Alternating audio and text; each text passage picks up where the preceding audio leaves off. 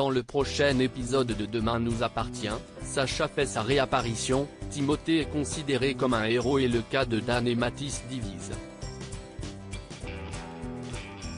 Attention, les paragraphes qui suivent contiennent des spoilers sur l'épisode de Demain nous appartient diffusé lundi soir sur TF1. Si vous ne voulez rien savoir, ne lisez pas ce qui suit. Lundi 19 septembre dans Demain nous appartient.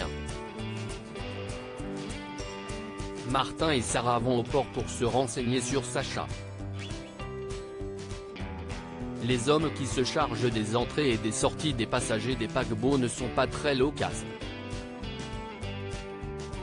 L'un d'eux essaie de s'échapper discrètement mais Sarah le rattrape et ils le conduisent au poste. Sur les traces de Sacha en interrogatoire, il lui montre des photos de Sacha et il fait mine de ne pas le reconnaître.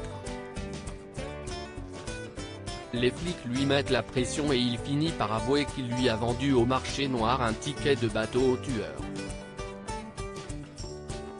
Pendant leur rencontre, le ton est monté et Sacha est tombé. Il s'est sans doute cassé la cheville. Martin et Sarah vont se renseigner auprès des hôpitaux car d'après eux, il n'a pas pu quitter Sète dans cet état. À l'hôpital, justement, William croise Philippe, un confrère venu faire des tests après soi-disant une chute. Celui-ci est absent depuis un moment et semble épuisé.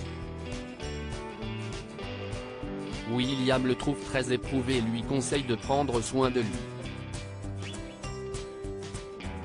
Le médecin regarde peu après discrètement les radios de Philippe avec Renaud, ses blessures indiquent plutôt une agression. William se demande si Philippe n'a pas de gros soucis et va creuser pour en savoir plus. Au même moment, Philippe rentre chez lui et retrouve sa femme. Avec Sacha, le fugitif les retient en otage et se planque chez eux. Il a envoyé Philippe chercher des médicaments pour apaiser ses douleurs. Il est désespéré et menaçant, il les tuera s'ils se font repérer. Philippe et son épouse sont terrifiés. Sacha est blessé et dangereux. William vient chercher Aurore au commissariat et il entend parler de Sacha qui est potentiellement blessé et en grande souffrance depuis 15 jours. Le docteur intervient et précise qu'une cheville cassée non soignée provoque des douleurs atroces. Il pense que le criminel s'est forcément débrouillé pour se procurer des calmants. William leur parle alors de Philippe, sans grande conviction, mais qui ne semble pas dans son état normal depuis précisément 15 jours. Les forces de l'ordre n'attendent plus et foncent chez Philippe. Martin le retrouve avec sa femme, ils sont attachés et bâillonnés, mais seuls. Sacha s'est encore enfui. Timothée est considéré comme un héros. Charlie et Gabriel sont choqués par toutes les révélations au sujet de Valentin. Il se rassure en se disant que celui-ci va payer derrière les barreaux. Timothée fait des cauchemars après son kidnapping.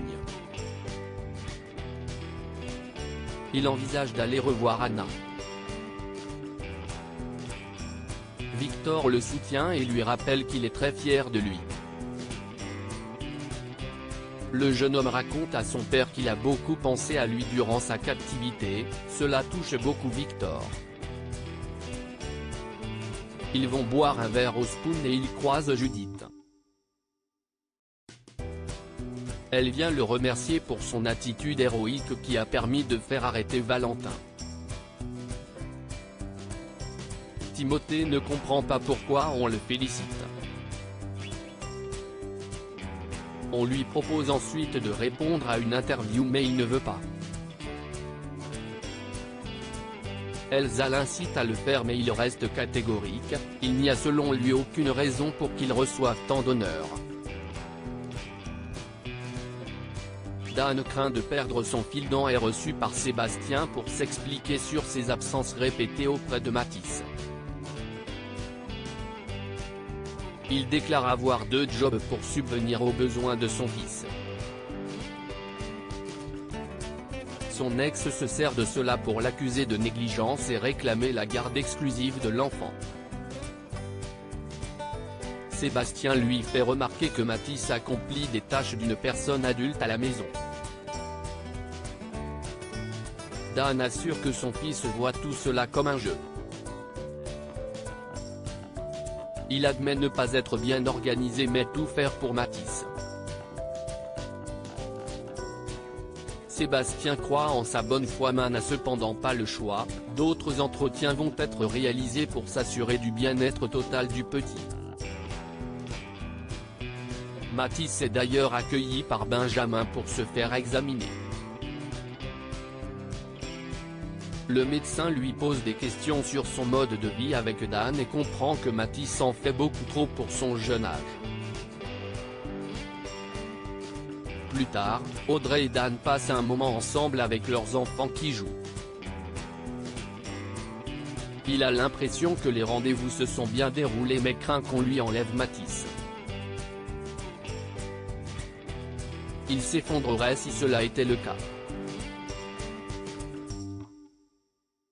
Benjamin doit émettre un avis décisif. Audrey réconforte Dan car elle est persuadée que le juge saura faire la part des choses. Sébastien passe au cabinet de Raphaël, il lui parle de l'affaire de Mathis car elle le touche.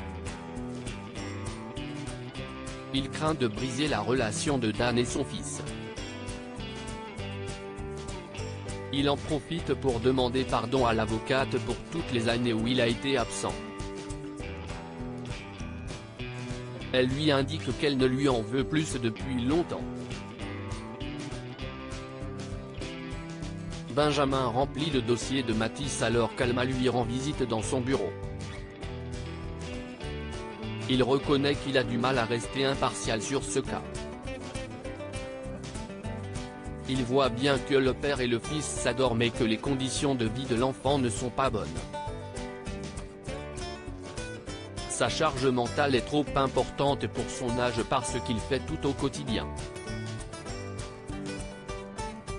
Benjamin estime que Dan est dépassé. Il se sent obligé de le signaler mais se doute que cela provoquera la perte de la garde de Mathis par Dan.